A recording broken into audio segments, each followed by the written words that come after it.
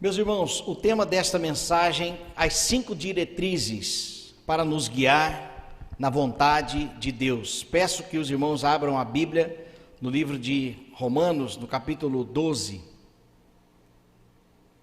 É uma mensagem de princípios, uma mensagem temática. Romanos 12, versículo 1 e 2, tá? As 5 diretrizes para nos guiar na vontade de Deus. Diz assim a sua palavra: portanto, irmãos, rogo-lhes pelas misericórdias de Deus, que ofereçam em sacrifício vivo, santo e agradável a Deus, este é o culto racional de vocês. Não se amoldem ao padrão deste mundo, mas transformem-se pela renovação da sua mente, para que sejam capazes de experimentar e comprovar a boa, agradável e perfeita vontade de Deus. O que é a vontade de Deus? Deus, ele tem um propósito para nós. Deus é santo, Criador, Deus é bom, misericordioso. A Bíblia diz que Deus é amor. Deus é amor. Então, tudo que emana de Deus para nós é bom. E Ele tem uma vontade para nós. E a sua vontade, ela é benigna. E nós precisamos entender isto, um pano de fundo sobre a sua vontade. O que Deus tem para nós é bom, apesar de que a história aponta a religião como algo terrível por causa das guerras, mas Deus é misericordioso. As guerras aconteciam por causa do pecado que habita no coração do homem. Deus, sendo amor puro e bom, é isso que Ele então tem para nós. A sua vontade é benéfica. Jesus nos ensinou a submetermos à vontade de Deus na oração do Pai Nosso, quando Ele diz: seja feita a tua vontade, assim na terra como no céu. Qual é a nossa disposição em submetermos à vontade de Deus? Será que é isso mesmo que nós queremos? E quando a vontade de Deus não é a nossa vontade? É neste sentido que nós precisamos compreender que o melhor vem de Deus. Podemos nos justificar para que seja feita a nossa vontade. Agora, é melhor nos submetermos à vontade de Deus do que ouvirmos de Deus, seja feita a sua vontade. Porque a nossa vontade, a Bíblia diz que o nosso coração é enganoso. Nosso coração é enganoso. Ao ponto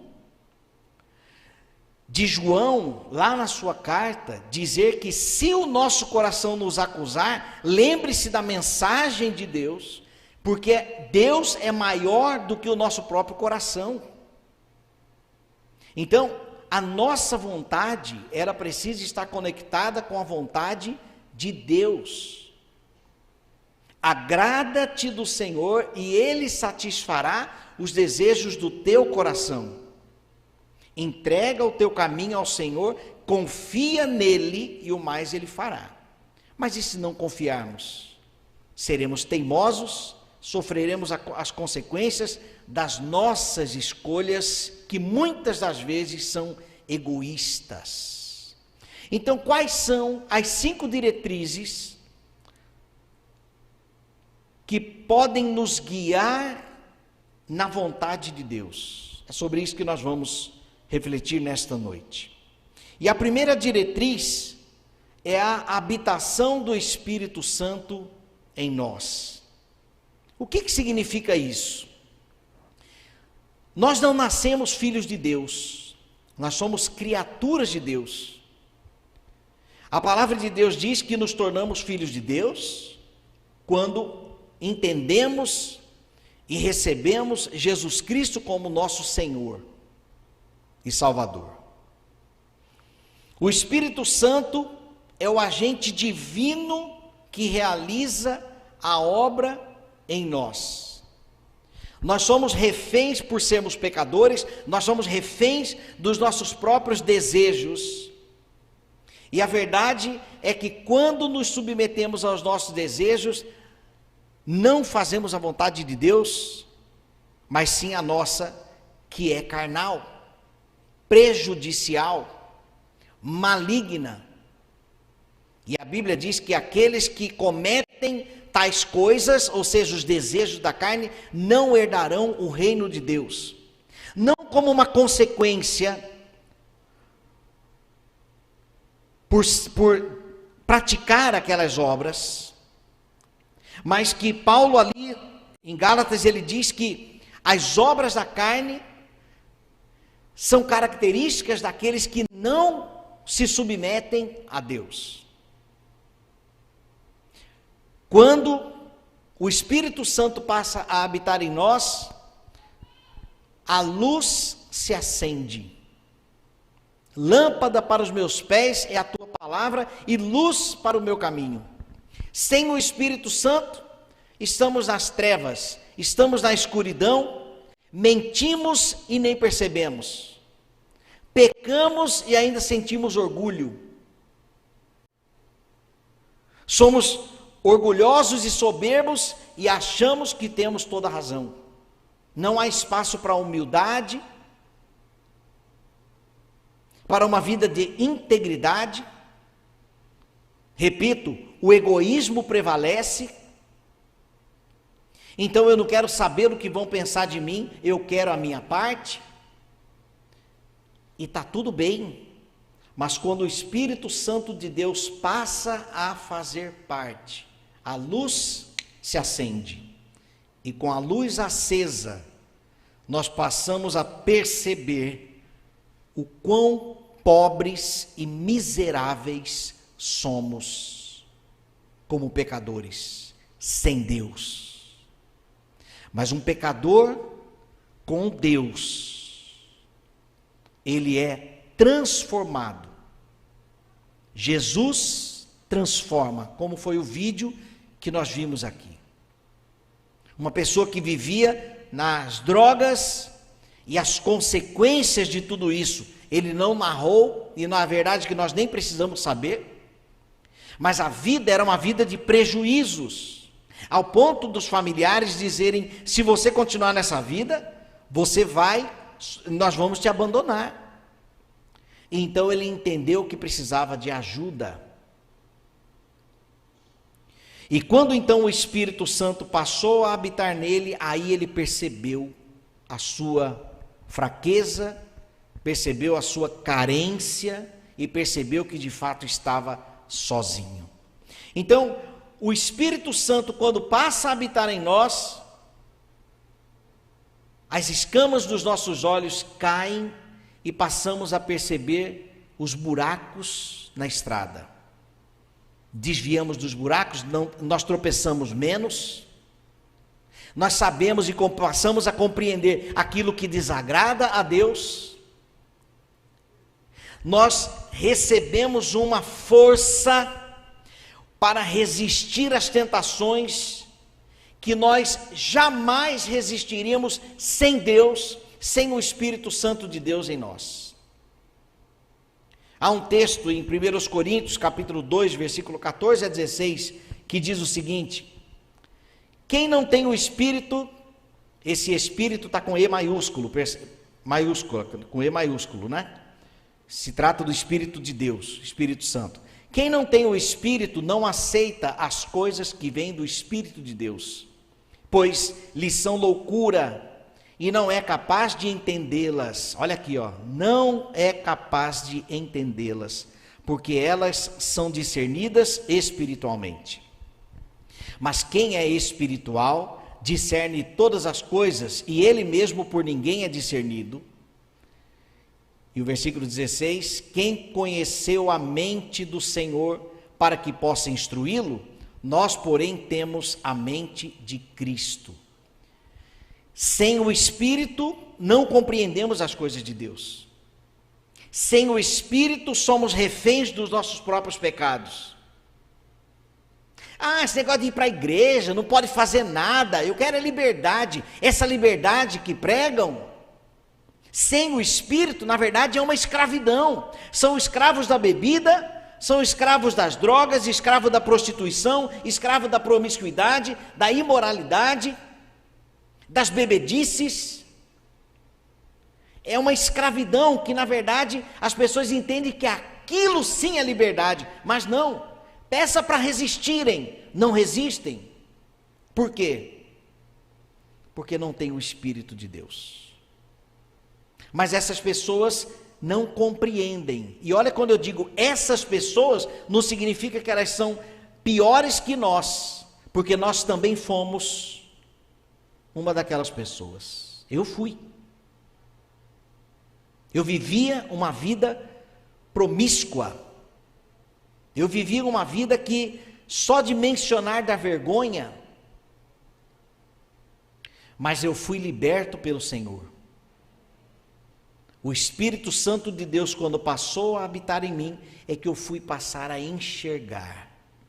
Então, para nós vivermos a vontade de Deus, a primeira coisa que nós precisamos, a primeira diretriz, é o Espírito Santo de Deus habitando em nós. Eu te pergunto, você já tem o Espírito Santo de Deus em você? Pastor, mas como que eu faço para saber se o Espírito Santo já habita em mim? Deixa eu ler um texto para você aqui. No Evangelho de João, no capítulo 1, depois você pode ler em casa, diz o seguinte, no versículo 10 diz, olha, o verbo, esse V maiúsculo aqui, o verbo é Cristo, né? O verbo estava no mundo, o mundo foi feito por intermédio dele, e o mundo não o conheceu. Ele veio para o que era seu, e os seus não o receberam. Mas a todos quantos o receberam, deu-lhes o poder de serem feitos filhos de Deus, a saber, aos que creem no seu nome, os quais não nasceram do sangue, nem da vontade da carne, nem da vontade do homem, mas de Deus. O que significa isso? Jesus Cristo veio para o que era seu, para o seu povo, ele veio para aquilo que ele mesmo criou, ele veio, Deus pisou na terra em forma de Jesus Cristo, mas aqui na terra Deus foi rejeitado. Mas aqueles então que passaram a recebê-lo, então Deus deu-lhes o poder de se tornarem filhos de Deus. Então, quando nós recebemos Jesus Cristo como o Deus encarnado, quando nós recebemos Ele como nosso Senhor e Salvador, muitos querem Jesus como Salvador, mas não querem como Senhor. Muitos querem ser salvos, mas não querem ser servos de Deus, porque para servir a Deus, primeiramente precisa ser filho de Deus, e para ser filho de Deus tem que andar como filho de Deus, uma vida de obediência, precisa andar segundo a vontade de Deus. E o Espírito Santo, aonde que entra? No livro de Efésios, no capítulo 1, diz o seguinte, eu estou procurando o texto aqui porque diz o seguinte, o apóstolo Paulo escrevendo aos Efésios, em quem também vós, depois que ouvistes a palavra da verdade, o evangelho da vossa salvação, tendo nele também crido, fostes selados com o Espírito Santo da promessa. Quando nós ouvimos o evangelho e cremos, nós então somos selados pelo Espírito Santo da promessa. O Espírito Santo passa a habitar naquele que ouve o evangelho, crê no evangelho e decide se submeter a Ele. Porque submeter-se à palavra de Deus é submeter-se a Deus, é fazer a vontade de Deus. Mas para isso, primeira diretriz, o Espírito Santo precisa habitar em nós. Se você não tem certeza, ou se o Espírito Santo ainda não habita em você, ele pode habitar no seu coração a partir de hoje. A partir de hoje. No final da mensagem eu darei esta oportunidade. E nós vamos orar. E você vai receber o Espírito Santo de Deus. A segunda diretriz é a palavra escrita de Deus. Deuteronômio 29 diz o seguinte: as coisas encobertas pertencem ao Senhor, ao nosso Deus, mas as reveladas pertencem a nós e aos nossos filhos para sempre, para que sigamos todas as palavras desta lei. Toda orientação para vivermos a vontade de Deus, para fazermos a vontade de Deus, está registrado na sua palavra, está registrado na Bíblia. A Bíblia não é um livro comum. A Bíblia é um único livro que, quando você lê, Deus interpreta. A Bíblia, na teologia, o termo teológico é iluminação. Quando você lê, Deus te ilumina, mas não naquele sentido esotérico, místico. Você é uma pessoa iluminada. Não é nesse sentido. A iluminação é que a luz se acende e nós podemos então compreender as verdades da palavra de Deus. Então a palavra de Deus, ela nos orienta. Observem os 10 mandamentos. O que significa aquilo? Orientação de Deus para um povo completamente perdido no pecado, nos hábitos pecaminosos, nos rituais, na adoração de outros deuses, e o único Deus verdadeiro chama aquele povo e diz: ei, o que eu tenho para vocês é isso aqui. Então, ele apresenta não só os 10 mandamentos, mas todas as leis, como nós deveríamos viver para agradá-lo, e todos aqueles rituais por causa do pecado. Mas a palavra de Deus também diz que em Cristo Jesus nós temos uma nova aliança com Deus.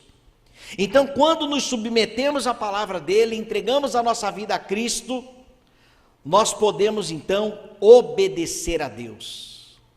Estamos livres das leis, porque o Espírito que passa a habitar em nós nos capacita para obedecermos e nos submetermos à palavra de Deus.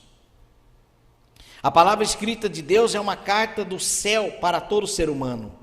Veja o que Abraham Lincoln disse: creio que a Bíblia é o melhor presente que Deus já deu ao homem.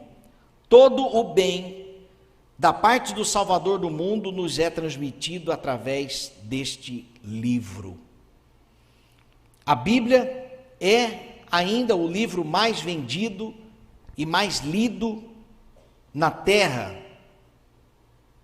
A palavra de Deus nos revela objetivamente a vontade moral de Deus, e o cerne é: sejam santos, porque eu sou santo. Então, se queremos a comunhão e a obediência a Deus, fazer a vontade dele, precisamos ser santos, porque ele é santo. Esta é a segunda diretriz, então, que nos guia na vontade de Deus. A terceira diretriz é a prática das disciplinas espirituais. Um outro termo para disciplinas espirituais é a vida devocional. Oração, leitura da palavra e adoração a Deus. Ou seja, é o meu momento com Deus. É o seu retiro diário com Deus. O texto que nós lemos em Romanos Não vos conformeis com este mundo, mas transformai-vos pela renovação da vossa mente. Como que a nossa mente é renovada? Pela palavra de Deus, pelas disciplinas espirituais. Se eu estou aprendendo a palavra do Senhor constantemente, eu estou substituindo aquilo que está na minha mente. Eu substituo hábitos, eu substituo crenças, eu substituo conceitos, substituo valores, vou entendendo aquilo que Deus tem para nós como propósito, por que que as coisas aconteceram na história dessa forma, e que nós percebemos que depois do pecado, todo o esforço de Deus foi para trazer o homem para si, porque o homem se dispersou, e o pior, o homem se dispersou cego. Imagine aí, um ônibus cheio de cegos, o motorista foge, ele deixa a porta aberta, e aqueles cegos então vão saindo do ônibus. Para onde eles vão? E assim éramos nós. Assim é a sociedade sem Deus. Cegos, que não sabem para onde estão indo. Então, por causa disso, por causa dessa cegueira, passaram a criar os seus próprios deuses, passaram a viver da forma que achavam que era. Mas então Deus vem e abre os olhos, dando entendimento e direção. Ei, é por aqui. E a abertura dos olhos, ilustrando aqui, representa a graça e o amor de Deus. Porque os cegos, ou quando nós éramos cegos, nós não iríamos parar no lugar de vida. Iríamos parar no lugar de morte. Mas porque Deus nos amou de tal maneira, Ele então veio até nós para nos guiar de volta. Alguns, infelizmente, decidem continuar caminhando sozinho. Então a disciplina espiritual, ela transforma a mente. Quanto mais lemos a palavra de Deus, quanto mais comunhão nós temos com Deus, quanto mais comunhão nós temos com o povo de Deus, que nós vamos ver mais para frente, melhor o entendimento sobre a sua vontade. E conhecendo a Deus dia a dia, aprendendo, então os meus valores vão sendo transformados, os meus conceitos, o meu entendimento, aquilo que eu aprendi na minha família que não tem a ver com a palavra de Deus, aquelas práticas que eu tenho que fogem dos princípios de Deus. Então, a minha disciplina espiritual irá modelar a minha mente, deixando-a segundo a vontade de Deus. É fácil? Não é. Implica em sairmos da zona de conforto. É como você parar para aprender o idioma. Parece que seu cérebro está girando do lado de cá, você vai aprender o idioma, o cérebro vai para o outro lado. É terrível. É a mesma coisa de aprender partitura.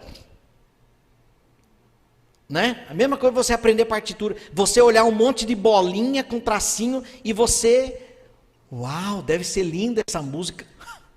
Como que é isso? É o cérebro. Né? Então, a disciplina espiritual, ela nos tira da zona de conforto, porque nós vamos ler na Bíblia aquilo que nós não praticamos e que nós temos que praticar, para fazermos então a vontade de Deus. Por isso que eu digo que não é fácil, porque a Bíblia diz que o pecado ainda habita em mim. E eu preciso abrir mão, eu preciso renunciar. Deus tem misericórdia de mim. Deus tem misericórdia de nós. Nós queremos, Senhor, fazer a tua vontade. E tem hora que dói. Tem hora que dói. Práticas das disciplinas espirituais. O pastor Douglas Gonçalves, filho do pastor Josué Gonçalves, ele fez uma pesquisa no Instagram. Ele tem muitos, mas muitos seguidores. Então, uma pesquisa na rede social, ela surte efeito, porque os resultados são grandes, né? Várias pessoas participaram. E essa pesquisa que ele fez, ele criou um material chamado Os 7 Inimigos da Vida Devocional, né? Das disciplinas espirituais. De todas as respostas, ele selecionou e chegou à seguinte conclusão. Muitas respostas parecidas, e aqui então ele descreveu os 7 inimigos. Primeiro, tempo, falta de tempo para fazer ter a sua vida devocional. Segundo, cansaço. Terceiro, preguiça. Quarto, pecado. Quinto, distração. Sexto, falta de planejamento. Sétimo, desinteresse. Qual desses inimigos é o seu? A verdade é que nós temos as nossas lutas. E esta pesquisa mostra que todos nós enfrentamos estes inimigos. Essa pesquisa mostra que a disciplina espiritual exige um esforço de cada um de nós. Esse material que o Douglas Gonçalves preparou, ele vem respondendo com ferramentas como que você pode vencer estes inimigos. Falta de tempo, vamos lá, abra sua agenda, o cronograma, segunda, terça, quarta até domingo. Qual que é o seu horário aqui durante o dia? Tal. Então você reserva ali o seu horário. Aí entra na questão lógica da coisa. Porque todo mundo tem 24 horas. Não tem ninguém com 26, 28, né? Só desodorantes que tem 48 horas, né? Tem uns desodorantes, está escrito assim, ó, proteção por 48 horas. Já pensou?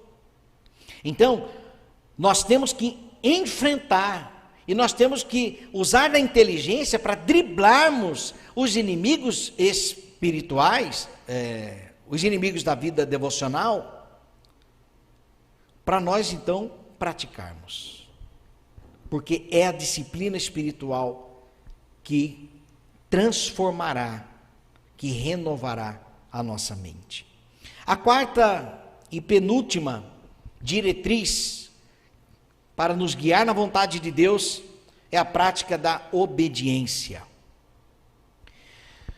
Tem como objetivo o desenvolvimento das faculdades morais. Então, o que nós temos aqui? Nós temos agora o Espírito Santo habitando em nós, nós temos a palavra de Deus, nós temos agora a nossa vida devocional para a renovação da nossa mente, mas agora nós precisamos colocar em prática o que nós estamos aprendendo.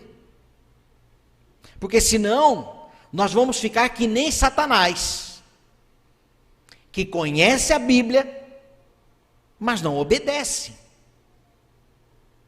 A Bíblia diz que até os demônios creem em Deus. Nós cremos em Deus? Sim. Então, por enquanto, está tudo igual. A diferença está no nosso comportamento, na prática da obediência. Somente colocando em prática o que nós aprendemos, é que faremos a vontade de Deus. O diabo e seus anjos não colocam em prática aquilo que eles conhecem, aquilo que eles sabem sobre Deus. Eles não colocam em prática. Agora, o que irá nos diferenciar de uma pessoa que tem conhecimento é o nosso comportamento. Conhecimento é uma coisa, sabedoria é a prática daquilo que nós conhecemos. Uma pessoa sábia, nós ouvimos historinhas, né? Um jovem procurou um sábio. Esse sábio, o que é o sábio? É aquele que pratica o que sabe. E o imprudente é aquele que não pratica o que sabe. Então nós vamos fazer a vontade de Deus quando praticarmos aquilo que temos aprendido. Se eu faço a minha devocional, pratico as disciplinas espirituais, a minha mente vai sendo substituída, vai sendo trabalhada, o meu entendimento. Mas na hora de colocar em prática, eu viro a mesa, perco paciência, não quero nem saber, falo palavrão, sou orgulhoso mesmo, quem manda em mim sou eu.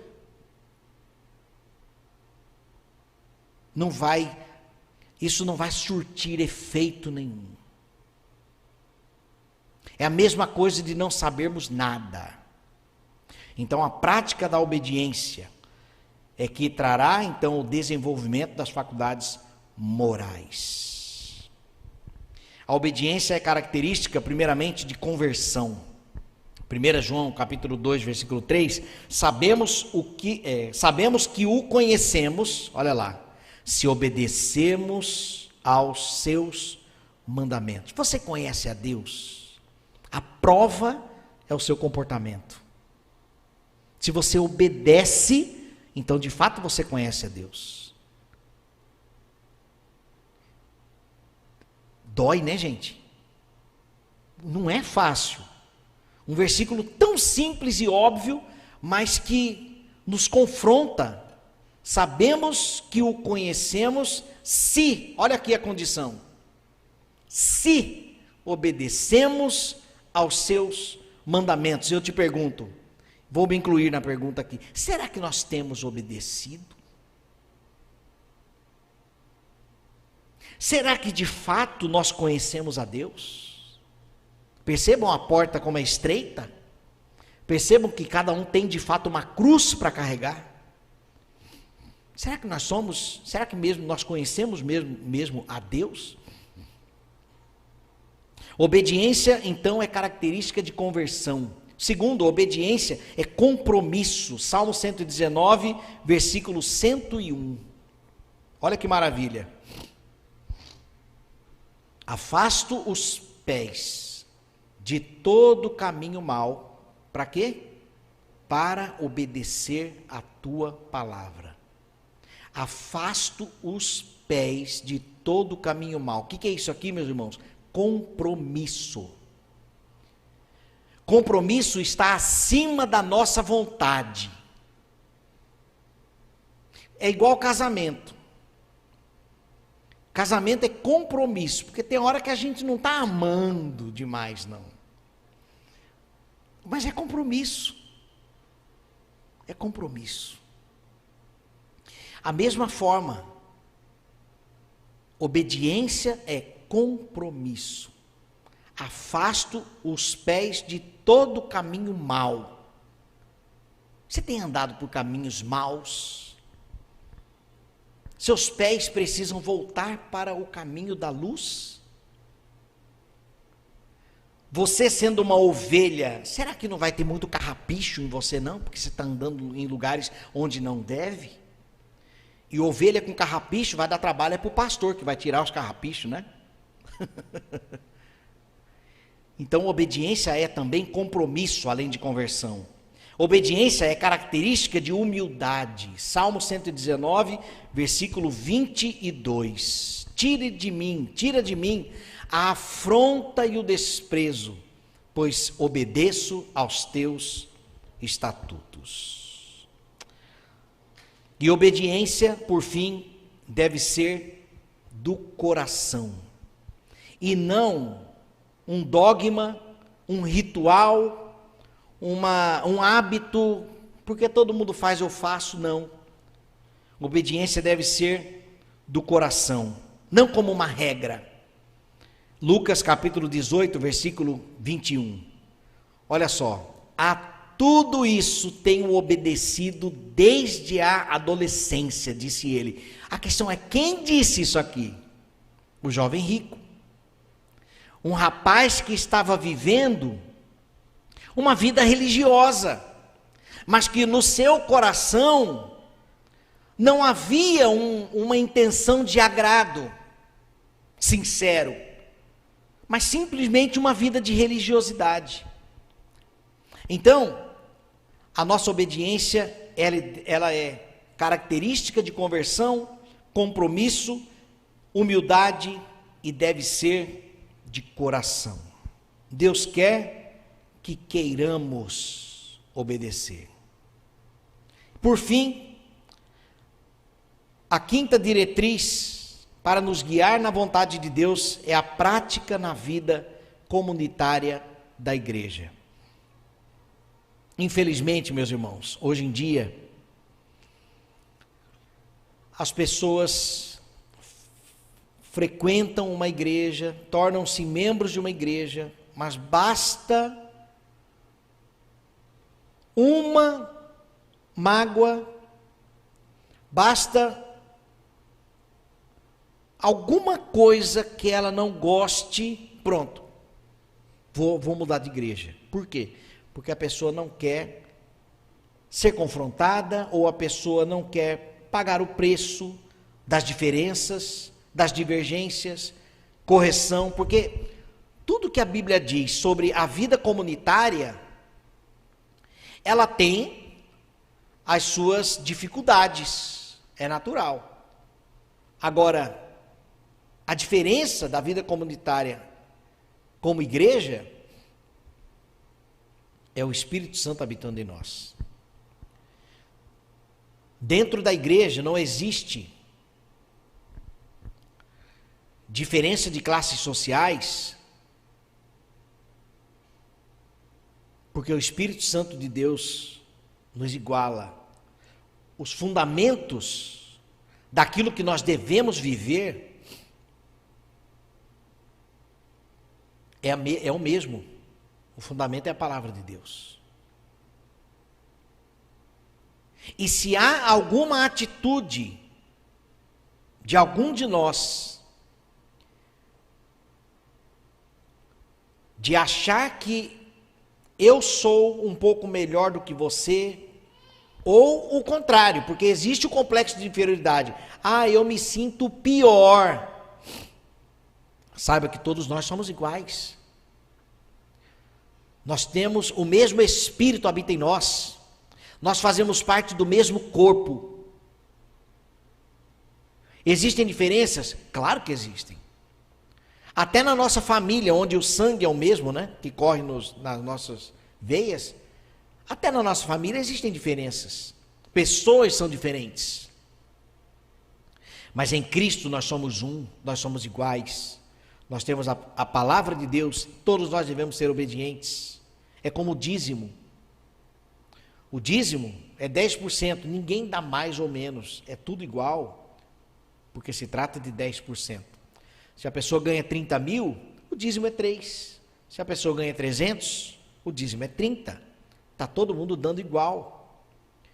Então, a vida prática, a vida comunitária na igreja, ela irá me moldar, justamente por causa da diferença que nós somos como pessoas, entre irmãos, proporcionará a oportunidade de aprendermos mutuamente. Então, isto contribuirá diretamente para que eu viva a vontade de Deus, adorando junto com a igreja, ganhando pessoas para Cristo, discipulando uns aos outros, ensinando aquilo que Jesus nos ensinou a guardar, servindo as pessoas. Então, quando nós vivemos nesta koinonia, nesta comunhão, nós somos também trabalhados, e isso contribui para obedecermos e vivermos a vontade de Deus. Atos capítulo 2, versículo 42 a 47.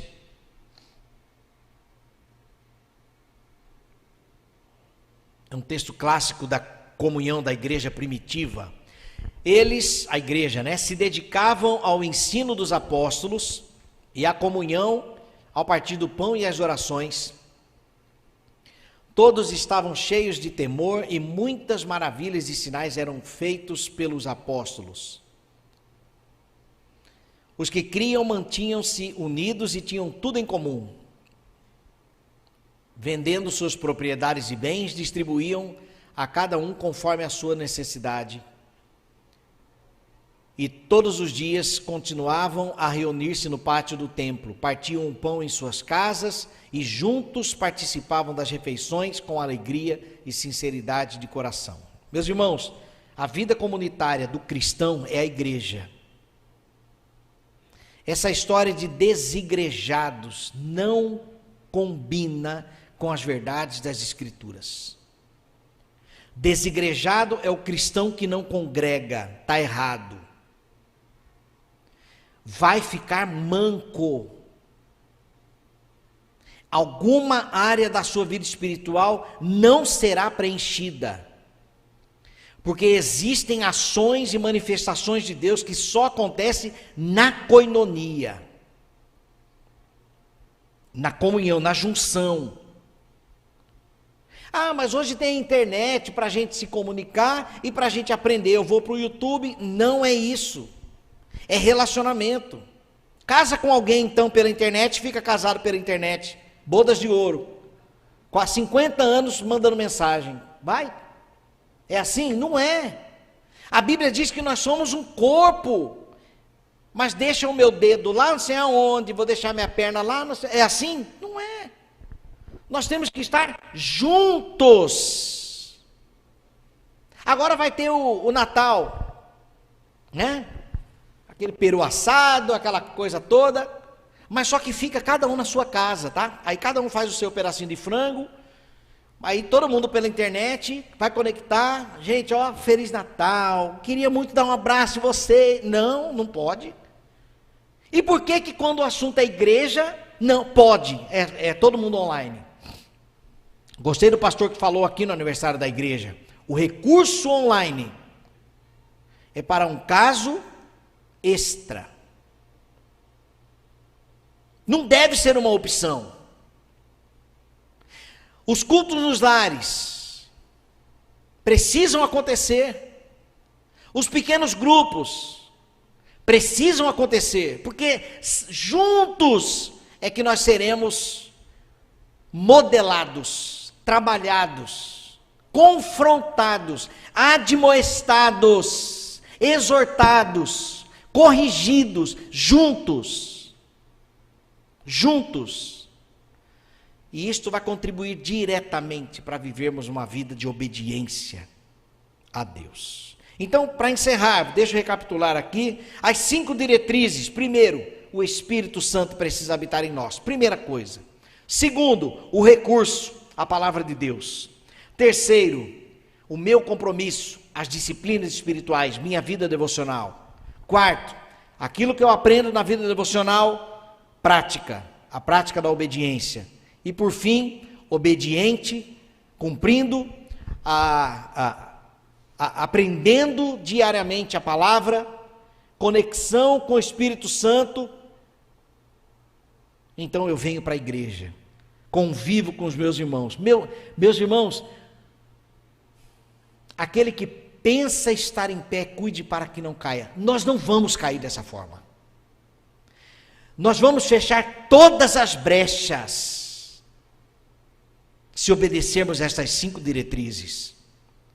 Agora, não, vida devocional depois. Não tenho tempo, estou com preguiça. Não tenho interesse. Depois eu coloco um fonezinho no ouvido e vou dando um jeito. Não é assim. Aí a gente abre brecha. Aí desvia, esfria na fé, cai em pecado, não resiste tentações. Guardo no coração a tua palavra, para quê? Para não pecar contra ti. Quer vencer o pecado, você tem que guardar a palavra no coração. E guardando a palavra no coração, você vai fazer a vontade de Deus. Vai viver uma vida reta, uma vida santa, e aí você vai prosperar em todas as áreas da vida. Me lembro quando eu trabalhei na Record, quando eu fui pedir as contas, a primeira coisa que a supervisora falou assim: você conhece algum crente que faz o trabalho que você faz? Para entrar no seu lugar? Sabe por quê? Porque crente não fica de 2 em 2 horas saindo lá fora para fumar. Dá prejuízo para a empresa. O crente segunda-feira não chega bêbado, de ressaca, no trabalho. Então, em todas as áreas, a prosperidade. Evangelizei o Marcos, quando estávamos começando uma igreja em Mato Grosso, bebum e fumante dos brabos ali, ó. Preguei o evangelho para ele ali, quando ele entregou a vida a Cristo, ele falou assim: eu vou parar de fumar. Já parei algumas vezes, mas eu vou tentar. Eu falei: não, você não vai tentar, essa é a última vez que você vai fumar. E vamos embora, eu vou junto com você, vai me mantendo informado aí. Meus irmãos, 1 ou 2 anos depois, fui visitar a casa dele. Aliás, acho que até mais. De 2 a 3 anos depois, porque a igreja já estava pronta, fui lá na casa dele. Caminhonete na garagem, trabalhava com plantação de cebolinha, de couve, de coentro, essas coisas. Caminhonete na garagem. Sentamos no sofá e falou: Flávio, tá vendo esse sofá aqui? Era dinheiro de pinga. Tá vendo a cozinha? Olha lá a cozinha, armário tudo novo, sanduicheiro, liquidificador, comprei tudo para minha esposa, era dinheiro de pinga. Olha o tamanho dessa televisão aqui, era dinheiro de pinga. Como que não tem prosperidade uma pessoa que se converte? Uma pessoa que anda na obediência, prospera em todas as áreas. Área familiar, intelectual, porque a pessoa passa a ler mais, aprender mais, tem discernimento para tomar decisão. Isso aqui não vai agradar a Deus. Vamos fazer um esquema ali? Não vou, por quê? Porque eu tenho um temor, eu temo a Deus. Recebe uma cantada no trabalho, não vou, eu sou casado, e me respeita, viu? Você coloca a pessoa no lugar. Prosperidade em todas as áreas. E é isso que Deus tem para nós. A vontade de Deus para nós é próspera em todas as áreas. Todas as áreas. Precisamos de sabedoria, precisamos colocar em prática, precisamos ser prudentes, precisamos ser humildes, e tudo isso acontece com o Espírito Santo habitando em nós, a palavra escrita de Deus, disciplinas espirituais, a prática da obediência e, por fim, vida comunitária na igreja. E aí até a igreja prospera, não é? Aí o dízimo é gordo, aí é bênção. A gente pode sustentar mais missionários, abrir novas igrejas, porque a gente tem recursos, porque os recursos não são dos pastores. A igreja pertence a Cristo, a igreja não pertence ao pastor. E o pastor que acha que a igreja pertence a ele está enganado. Uma hora ele vai prestar contas e vai ser bravo, vai ser pesado. Pertence ao Senhor. O pastor tem o seu salário e os demais recursos para a obra da expansão do evangelho. Então nós podemos ir mais e mais longe. Amém, meus irmãos? Nós vamos orar. Neste momento eu vou dar a oportunidade para aqueles que querem receber o Espírito Santo de Deus. Pastor, como que vai ser isso aí? Eu vou orar.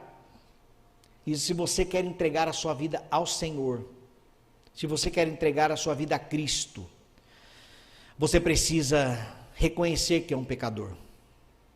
Todos nós somos pecadores, todos nós.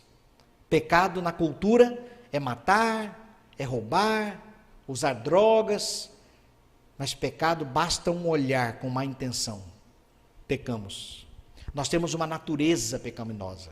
Nós somos pecadores não pelo que fazemos. O que fazemos denuncia quem somos, pecadores. Então eu preciso reconhecer que sou pecador.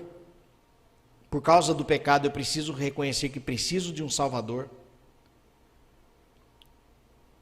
E reconhecendo que precisa de um Salvador, você pode entregar a sua vida a Cristo, porque Jesus é o Senhor. Jesus é o único e suficiente Salvador. Oremos. Senhor nosso Deus, na Tua presença nós estamos e Te louvamos pela instrução da Tua palavra.